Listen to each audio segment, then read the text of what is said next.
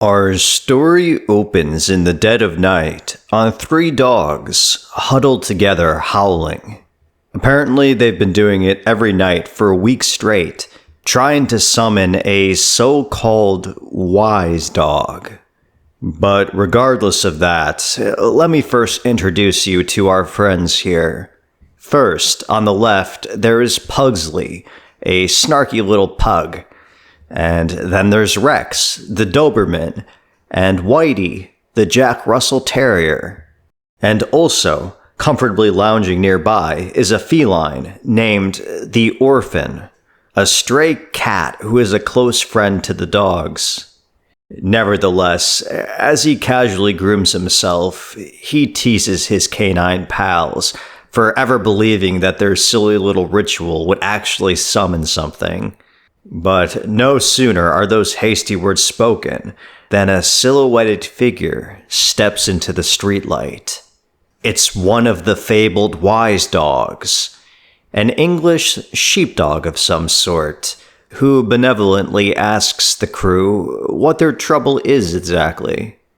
Whitey, intimidated and overwhelmed, vaguely stutters out that their friend Jack is experiencing something horrible.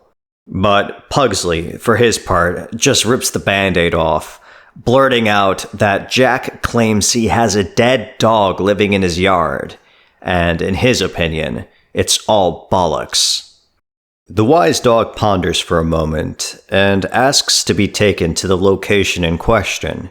So, naturally, the group leads him there. They find their husky friend, Ace, consoling Jack and keeping him company. The trembling little beagle explains that his family just moved to the neighborhood, and they set him up with a wonderful doghouse. However, he hasn't been able to sleep a single night, because it's haunted. Everything seemed benign enough at first. Jack only noticed this unnatural cold, even on warm nights, but it soon escalated, and there was this ever-present pungent smell, and then he started to hear it. Loud whining every single night. Ace backs Jack up on this, asserting that he too heard cries from next door, but Pugsley dismisses the two as crazy. In his words, it's probably just the house settling. The wise dog silently sniffs the ground around the doghouse before he solemnly announces that he detects great unhappiness that took place here, and, unfortunately, that denotes the presence of a restless spirit. The idea of a ghost sends Jack into a panic, but Rex, the Doberman, confidently assures him that he's not afraid, and if it comes to it, he'll gladly rip a ghost's head off. The wise dog clears his throat, advising everyone to focus up. They need to dig where he points, and if they follow his guidance, it can all be over by the end of the night. Pugsley mutters under his breath that they all must be mad with rabies, but despite his objections, he joins his friends, pawing away into the earth.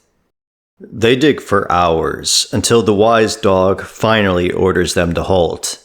At the bottom of the pit lies a pile of bones. Dog bones. The sheepdog carefully inspects the tattered collar, estimating it to be about 50 years old and belonging to a dog named Trixie. And as soon as he says that name, a loud wail emanates from the hole. Whitey pees himself right there, but that's nothing compared to what Rex does. Yeah, the biggest, baddest dog in their crew, he runs away as fast as his paws will carry him. The wise one shakes his head, declaring that now the ritual is going to need another member, and so the canines all turn their heads in expectation at the Orphan, who is chilling nearby. So, yeah, they all gather in a circle, facing one another, waiting patiently for the spirit to emerge. But nothing's happening. The wise dog chuckles that sometimes things just need a little jolt to get things moving, and so he swiftly kicks the unsuspecting cat into the pit. Almost immediately, the tabby cat flies right back out with all its fur standing up, closely shadowed by the hazy specter of a golden retriever. The wise dog promises the ghost that she's among friends, and so he asks this Trixie how she ended up here. In a whispery voice, Trixie sadly recalls that her family was about to move across the country, but she got very lost chasing a cat, and when she came back, they were gone. But Trixie refused to give up, and she looked for them, and after months of searching, she eventually detected a scent that led her to this neighborhood.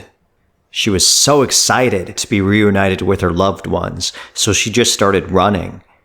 But she didn't look where she was going. Trixie didn't see the car until it was too late.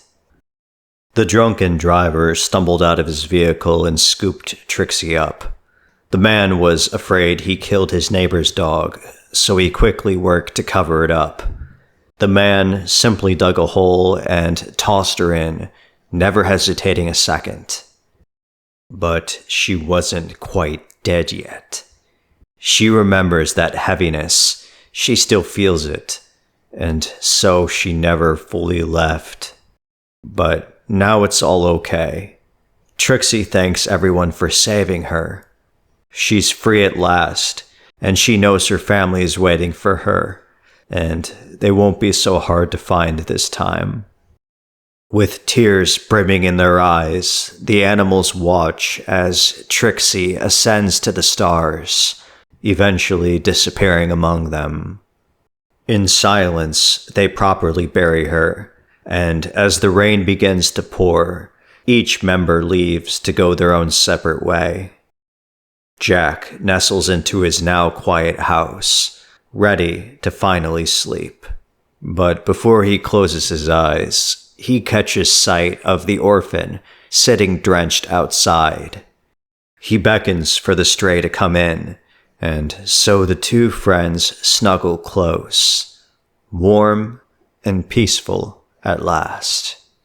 And thus ends our first story.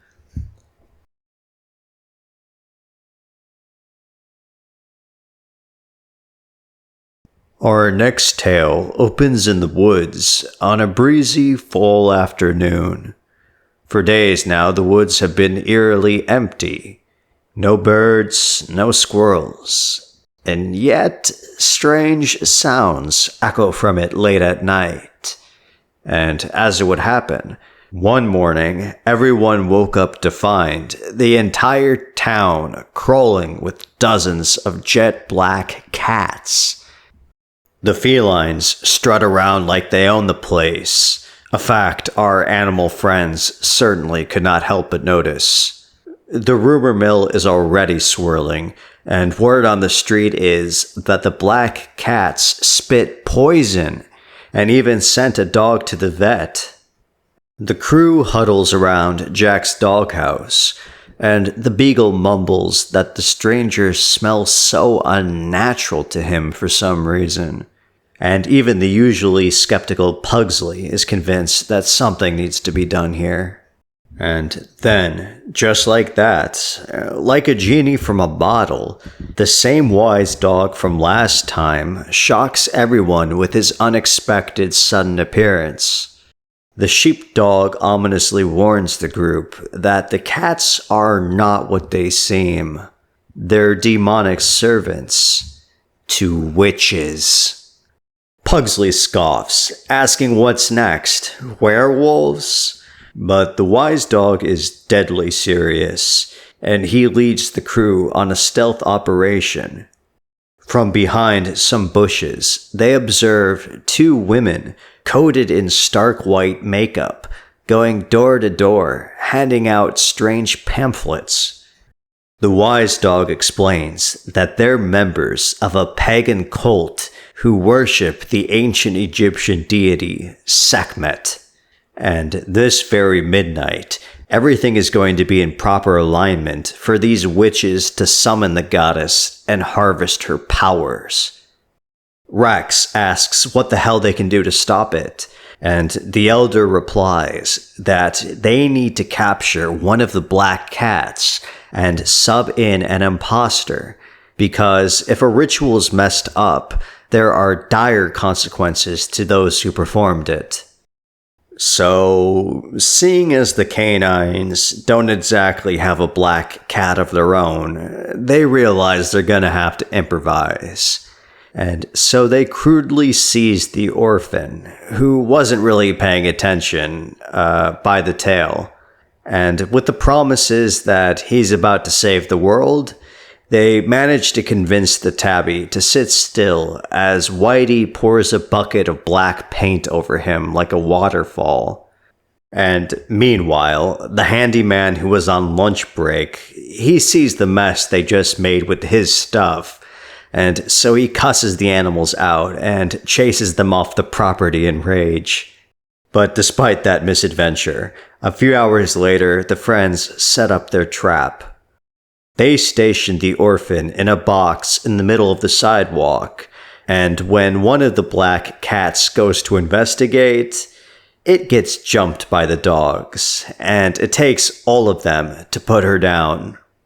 They lock away their new captive, and she threatens that they're all gonna pay for their base treachery.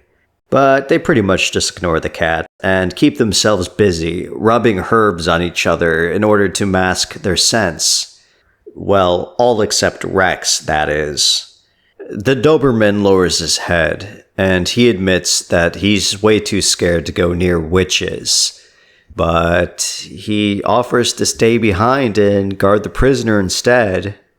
Pugsley calls him a scaredy cat, but the wise dog chides the pugnacious pug that they each have their own parts to play.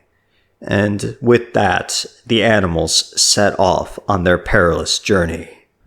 It takes hours for them to make it to the right location, so it's well approaching midnight when they finally get there. The wise dog advises the orphan to keep his tail down, as the witch's cats are all girls, and, well, he has some goods to cover up. The orphan is still hesitant about all this, but he doesn't have much time to protest, as he gets summarily kicked down the ledge they're on, tumbling at the feet of a witch, who confuses him for the cat he replaced, Dimphna. And so, with all the players on the field, the cultists began their disturbing ritual, which includes a lot of chanting and strange dances.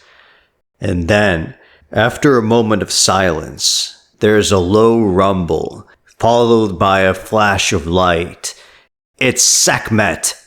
The wispy goddess twists into the air, and the witches cackle that with her power they'll be unstoppable. However, they couldn't be more mistaken. Sekhmet snarls that she's only here to punish them for their ignorance. She snaps at the witches that one among them lacks the true devotion, and they're all gonna pay the price for that perfidy. The Egyptian screams that they're going to spend an eternity in the house of Ra, learning what real worship looks like. The wind begins to roar, and the trees sway back and forth as a massive vortex opens up, inhaling the witches like an event horizon. The orphan latches onto a tree branch, desperately trying not to get pulled in. But it snaps, and it all seems over. But then, out of nowhere, Rex leaps through the air, seizing the cat's tail with his mouth. He firmly plunges his paws into the ground, but the force is so strong that he too begins to get dragged. So the rest of the dogs jump into action, pulling each other's tails in a long line like a rope. And what follows is a deafening boom as the animals are thrown into the air. But it's okay.